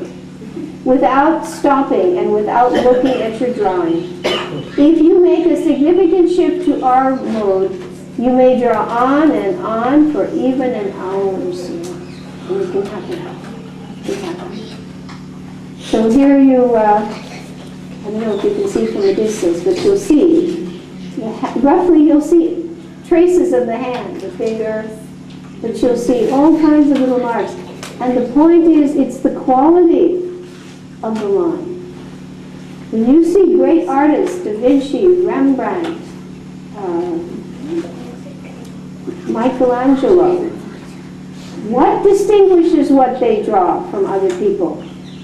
The quality of the line. I mean, I've looked at things, close-ups of Da Vinci's drawings. They're completely unbelievable. I don't even know how he, just a simple stroke, and it was like there was some kind of magic behind his touch. And it's truly empowering. So that's your exercise. Your first contour drawing of your left hand. Time is limited. You may want to do it 10 minutes, 15, 20. You know, as you said, it can go an hour. But that means a person who's really shifted and he doesn't have too much pressure in him. You see, the problem is when we're under pressure, it's very hard to do art. And my friend, the artist who was calling the other day while we were talking, that's all she does. And she switches off her phone, and she works day and night. Now, most of us are not in that situation. But to some degree, you can. And at least put you into a state of consciousness that's right mode, so that anymore, you'll see why this is symbolic and why the other is right mode. You'll see. And you'll even see the children starting to shift. Okay? And tomorrow we'll take you through a progression of how you, as children, developed as artists from the time you were 2 until this point. How do 2-year-olds draw? How do 3-year-olds draw? How do 5-year-olds? Everybody, it's universal. Your children are like everybody else. You are like everybody else. And that's why when people say, I can't do it, it doesn't apply. Because you will. You know, we'll show you what the progression is, and you'll see the symptoms between the right brain and the left brain, and how to get to that side of you that's the artist, no matter what your position is now. So you got your homework now? And we'll stop on that. And that'll be our skills lesson for today. Hopefully integrated with timing, motivators, and how to get the kids hooked. Okay, so we'll take a little break. Another 5-minute break. This is the time I really want to try to keep to that. Because that's all the mind can do. And this is the law of need. This one deals more with emotions. How do people feel? How do they feel? Not only how do they feel about what it is you have to teach them, but what are their needs? Are they suffering at home emotionally, or have they gone through some tragedy, or are they struggling with some issue in life, and that's going to affect their enthusiasm? Okay. So our first symbol is the one for all of our other ones. We put the apple with the little stem and the leaf. And this is obviously, it's the teacher's responsibility, right, to build the need and the want.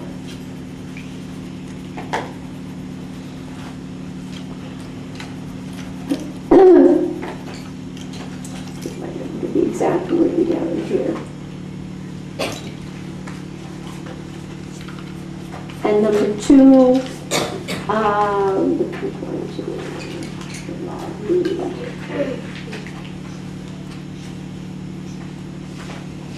Needing is the primary calling. So for that I did like a cloud with rays coming down from above, from divinity. And here's our little teacher here.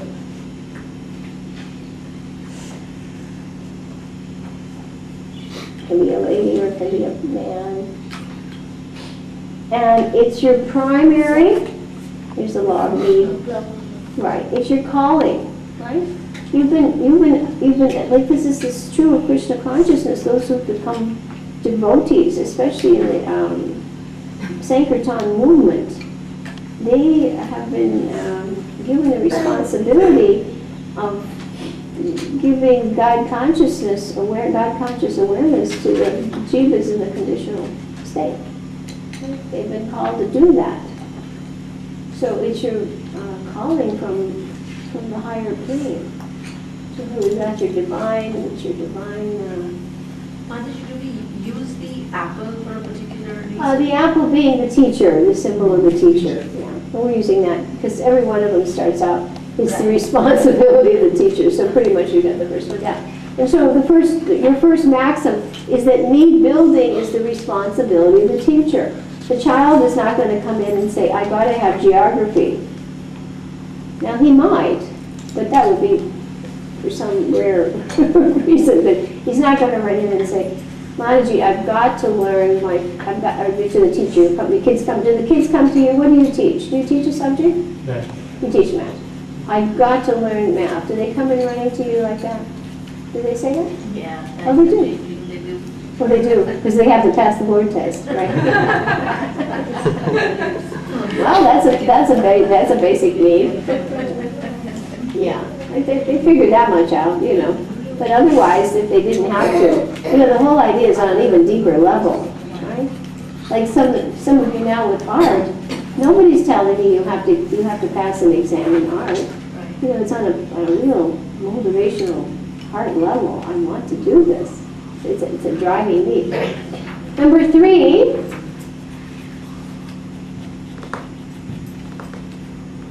And we put a big number 1 here. And next to that, an M. So the third maxim is that it's primary, that need building is the teacher's main method to motivate. That's how you motivate people. It's like advertisers do it all the time. We need this. So it's your main motivator, primary, number 1. Your number 1 motivator, need building, and you have to do it before you teach. Otherwise, you're going nowhere. Number 4, and we have a heart here in the middle. And we have a lot of little happy faces going around it.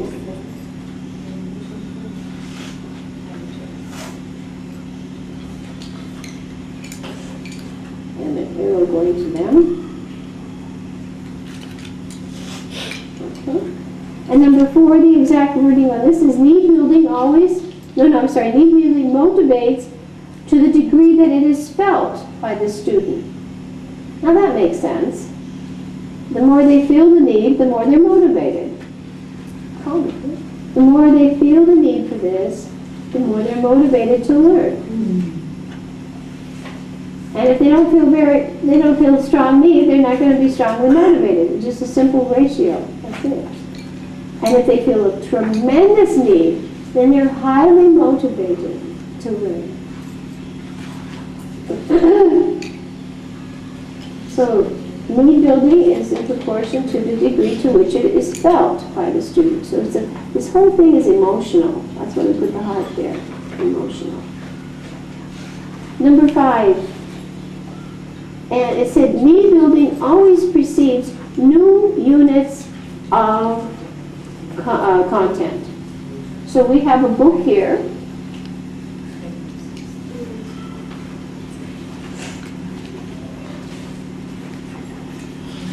And you want to build the need first, before you start teaching. You build the need before you teach the content. You don't try the content first and then later try to figure out what to do with it. Okay, before they've got to see it. Because obviously that makes sense. If you go to the picture shows, they'll always show you previews of coming attractions, right? So that you'll come again. Come back, and you'll see the next movie.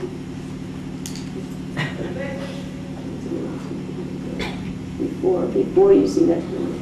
give you some appetizer. Or sometimes you go like in the West to supermarkets, and there'll be a stand there with toothpicks and a piece of cheese, and they're passing the cheese out. And this is a free sample, because if you like it, you buy more.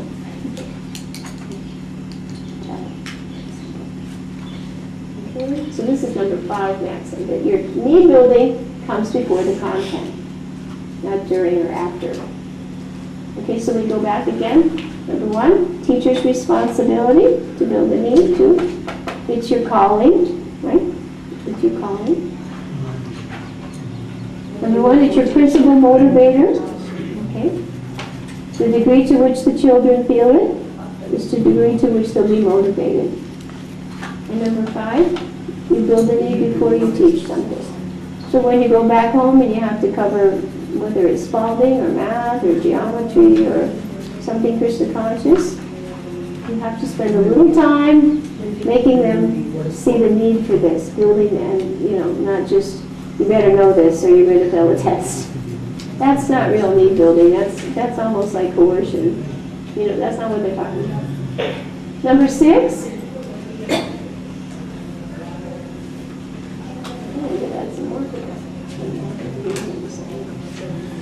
Okay, number 6, we have the need. And we have little arrows here, and we have little people here.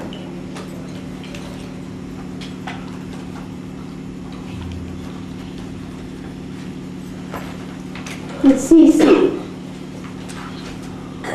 When you build a need, you have to take into account the characteristics and the circumstances of your student. Obviously, all of you here are of a particular nature, and you have certain circumstantial needs. Homeschoolers, Gurukula teachers, Damodar's in charge of an ashram. We are also part of the ashram. But basically, everybody's here who has educational needs. We have 2 ladies who have come along because they're hoping to learn more about Spalding. The 2 are this one.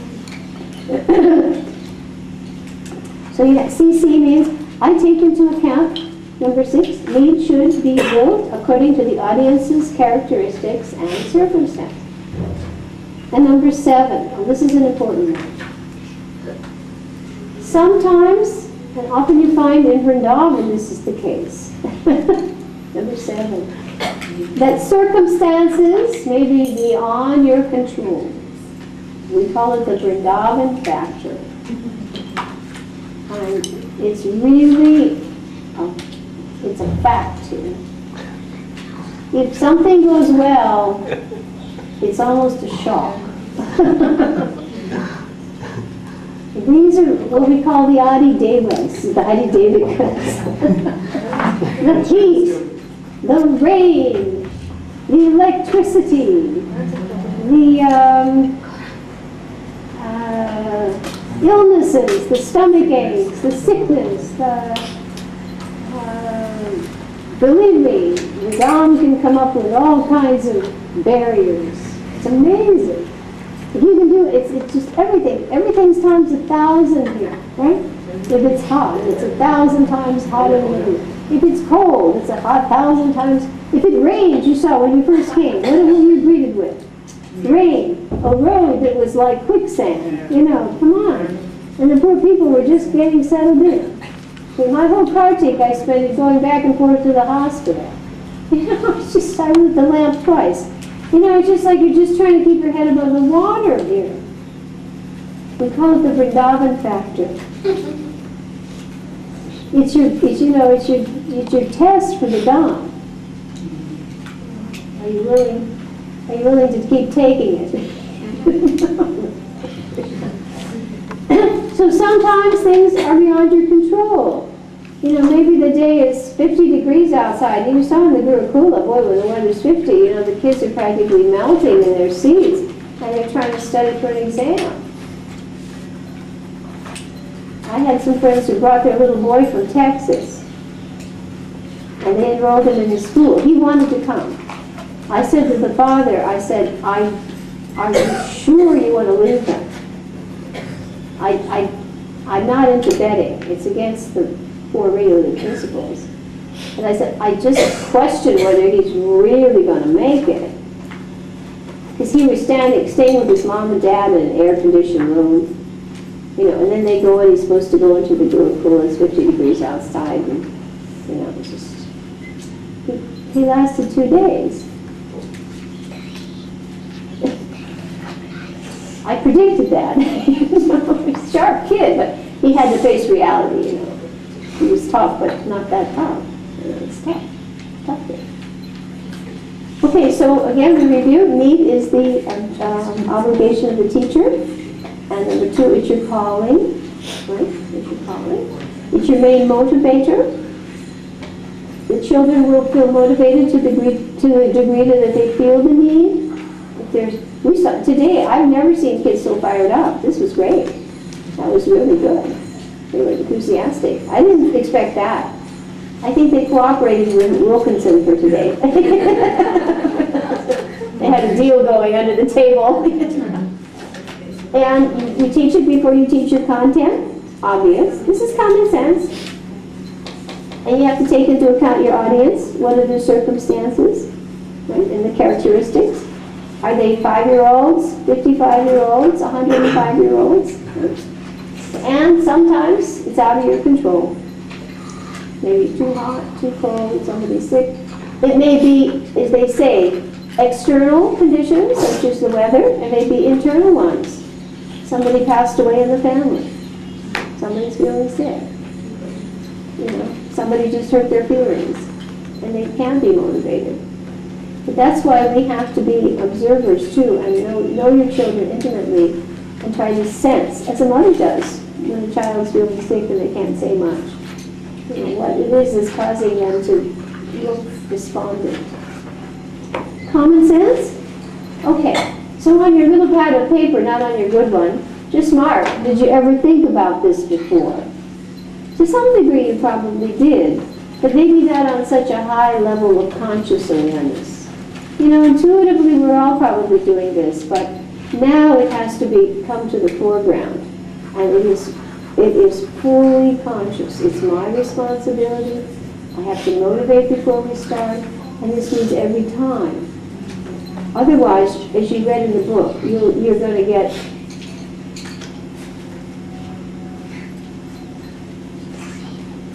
so interesting, Manjuji, a couple of days back, you know, since I started coming here, you know, when you teach, you take the introduction so lightly, so casually. Mm-hmm. And since I started reading that, actually everything that you need to just is all there, right on the front page in one word. Yeah, it's a fact. Yeah.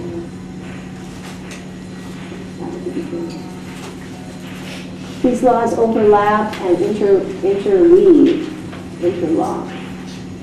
And, you know, the first law is if you take 100% responsibility, then all the others, like dominoes, fall into place. Or the first maxim, love your children unconditionally and consistently. If you really care about somebody, you will walk that extra mile. If you don't care, you know, and it's going to show through your attitudes and your actions. So all this is pretty common sense. We're not going to do too much drilling because I think at this point we've gotten the idea of how to go about putting these points to use. Okay, should we now do the maximizers? And these are a cakewalk. Same thing as yesterday, only different arrangement. You'll see how the book, after a while, it's just repetition, but in a slightly reordered form. So you all got now what are our maxims when I'm motivating everybody? Yes. It's my responsibility, it's my calling, it's my best motivator. I have to make sure the kids are fired up if they're going to learn. I motivate before I teach. I take into account their natures and their requirements. And finally, sometimes the Vrindavan factor defeats everything I try. But if you're sincere, Krishna will help you.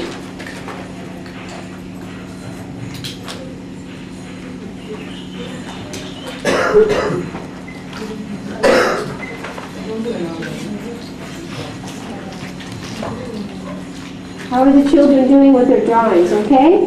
They seem to be really engaged, that's good. They all seem to have sort of gotten into the groove of things now. So the law of need, we make a wheel for this, 7 spokes. And these are pictures we had in the other ones. Same thing, we're in different order.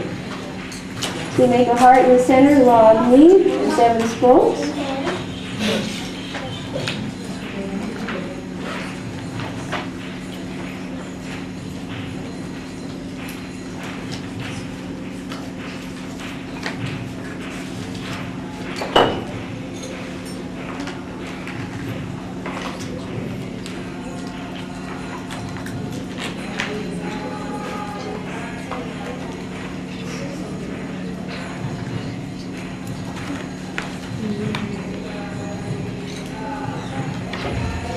Is it ready to go? Okay, and we'll wrap that up. The poor thing's been coming, she keeps wanting phonograms. Can we do it first? I tell, wait a couple days and we'll get a full dose. We've got to get this philosophy under our belt. Because honestly, I think all of you agree that without this, everything else would have been very superficial. It would have just been, I learned some skills. But with philosophy, anything's far, far, far more meaningful. Okay, number 1, maximizer. You can teach the need with facts. So we can put just some numbers, 25, 20, 15. It's just anything. It can be numbers, it can be a point, a detail. But you can teach maximize through facts. Information. We did that when we did our percentages, 20/80, Dale's cone. We gave you the statistics for why we do what we do. Okay, that builds a need. You saw the need. Dale's cone, anybody knows Dale's cone? He's got to be really out to lunch if he sticks to the old paradigm. He's got to, that Dale's cone, that triangle. If you know Dale's cone and you continue the same way of teaching, I don't think you got the point. You can do it now, as we had yesterday. Here's a little person.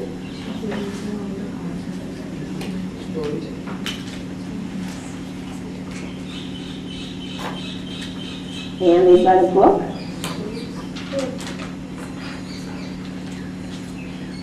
And they're telling a story, right?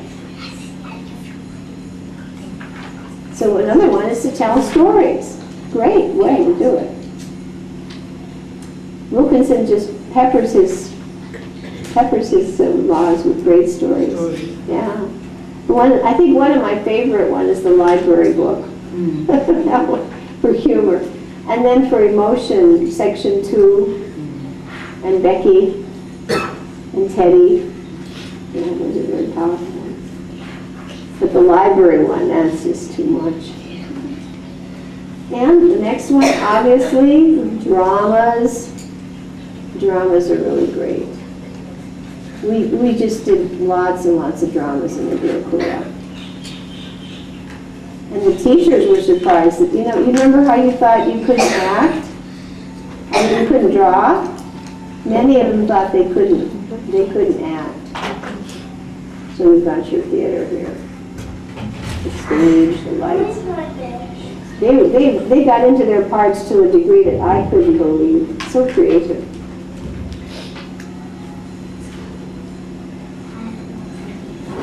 So another one, number 4, is by your delivery. Put your hand up with the finger pointing. People are really good at when they speak, and they can use their arms to gesture.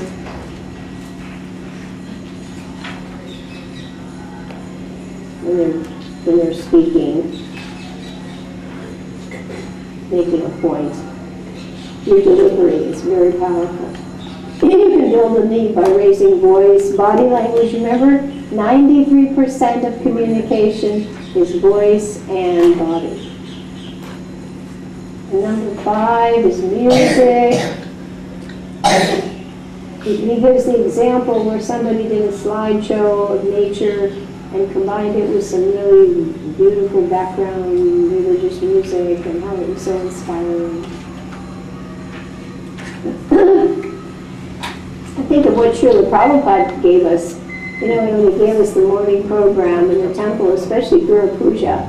And you've got the deity doors are open, and then everybody's offering flowers, and incense is going on, and kirtan, and dancing, and people are going around with lamps. I thought, boy, he really hit all the senses, didn't he? Just Charnamrita. I mean, he didn't leave out anything. It's a multi-sensory experience. It's got to be like a height of, especially when there are crowds there and kirtan going wildly and everybody's going around the temple with Prabhupada and everywhere you turn, it's like, whoa, there's no way to forget Krishna, even if you try. So music, kirtan. Number 6, you can do it with graphics organizers, and again, we can use the example of Dale's cone of experience. There where you take a triangle and you take some lines, and the truth can be depicted in a very graphic form. I can say 10, 20, 30, 40, 50, but when you see the cone and you have a visual image of it, very easy to remember by graphics organizers. And that's what we're doing here in a way too, it's a graphics organizer. And your last one, of course, is with the picture. Remember, this was the first one yesterday, right? The picture is so powerful. So we have a picture of somebody here. We have a picture of Prabhupada. You can let me stand up.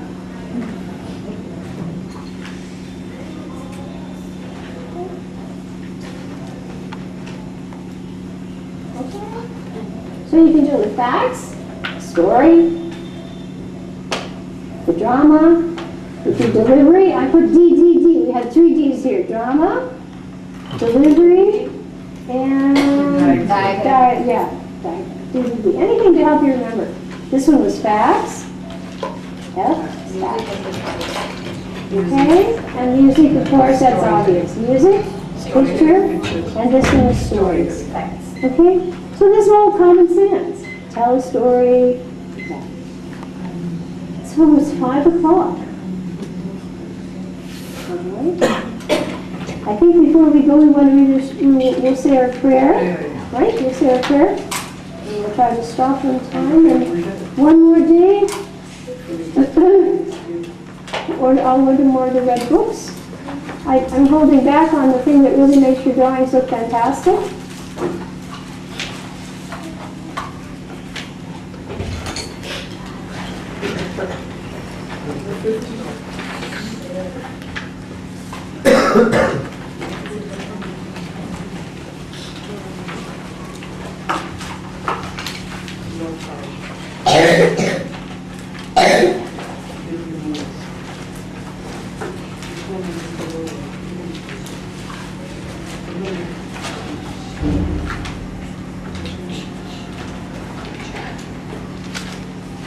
I think time goes fast, doesn't it? Just one more law, along with Tipping. Tipping is the law of disciplic succession. And it is the law by which all of you have to go back now and not only equip your children, but equip other people to do teaching. In the Vedic times, learning